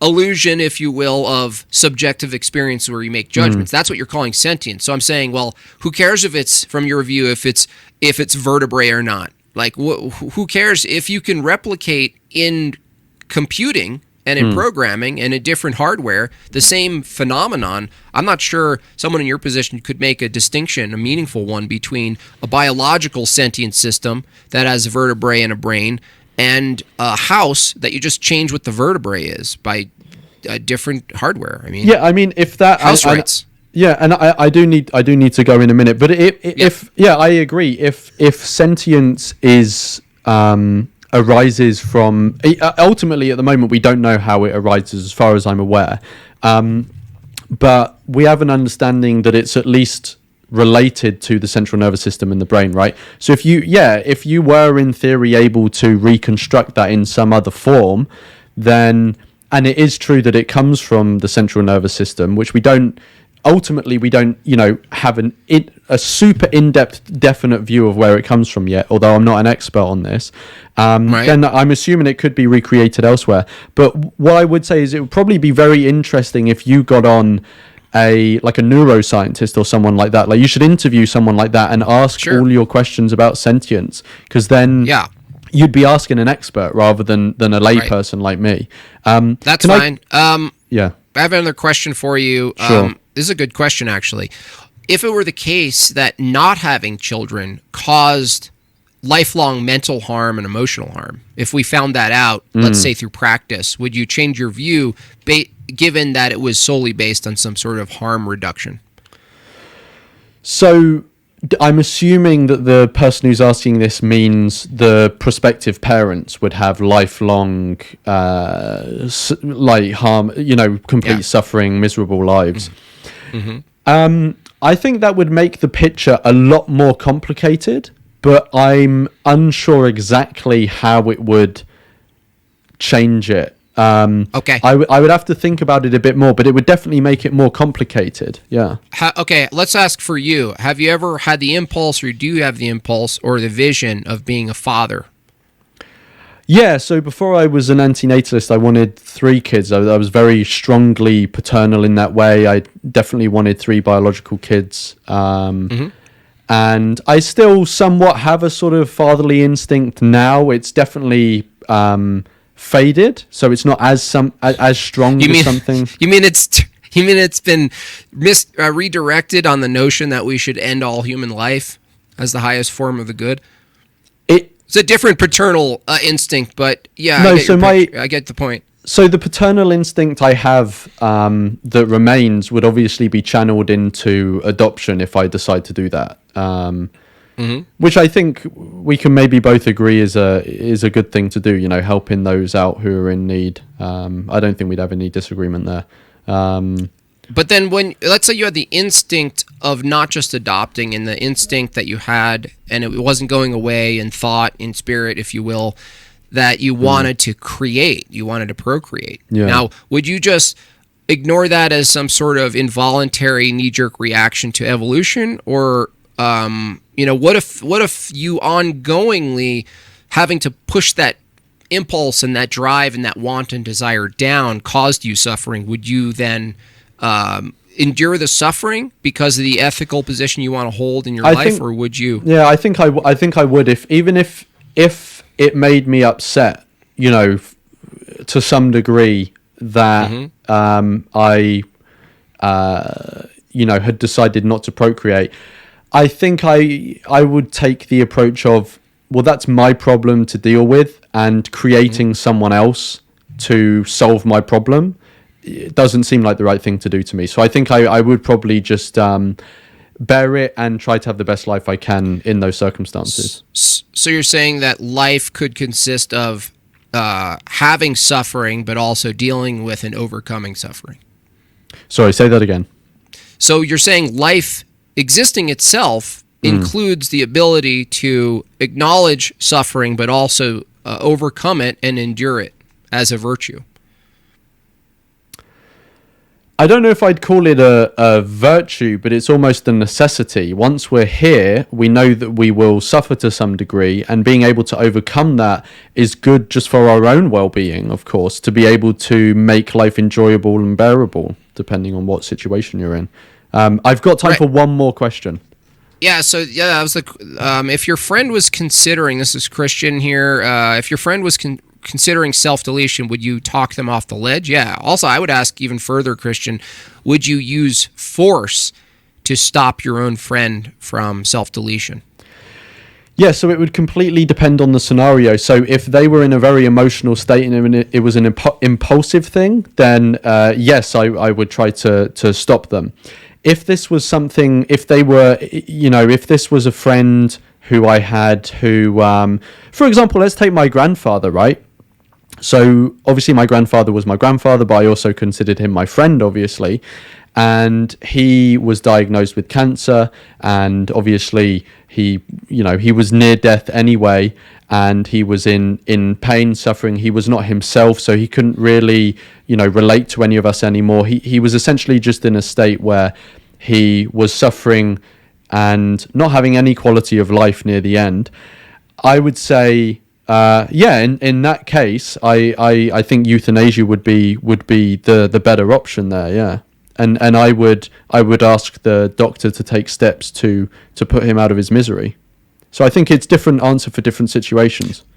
What if he wanted to use a gun? What if my grandfather wanted to use a gun?